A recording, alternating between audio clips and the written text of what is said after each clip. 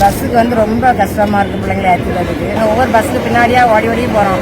2 மணிலேருந்து வெயிட் பண்றேன் சார். கோயம்புத்தூருக்கு போறதுக்கு புக்கிங் பண்ணி போகலான்னு சொன்னா அதுக்கும் சீட் இல்லைங்க சார். பஸ் வரும் அப்படிங்கிறாங்க, சரியான ரிப்ளை பண்ண மாட்டேங்கிறாங்க சார். நான் சென்னை போனேன், எனக்கு சென்னைக்கு பஸ்ஸே இல்லை, யாருக்குமே பஸ்ஸே இல்லாம இருக்கு, எல்லாமே புக்கிங்ன்றாங்க. நாங்க எப்படி போகிறதுக்கு சொல்லுங்க?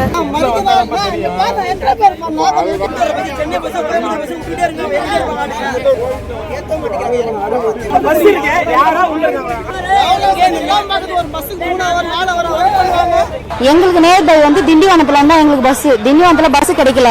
அதனால சரி விழுப்புரம் வந்து போலான்னு பார்த்தா இங்க அதை விட கூட்டமா இருக்கு. நாங்க வந்து கரெக்டா 2.5 மணி நேரம் ஆகுது. பஸ் ரொம்ப கம்மியாவே இருக்கு. இதெல்லாம் பார்த்தா அடுத்த ஃபெஸ்டிவலுக்குலாம் வரணுமான்னு தோணுது. பொங்கலுக்காக ஊருக்கு வந்தேன், அண்ணன் ரிட்டர்ன் கிளம்ப 2000 நிக்கிறேன், பஸ்ஸே இல்ல.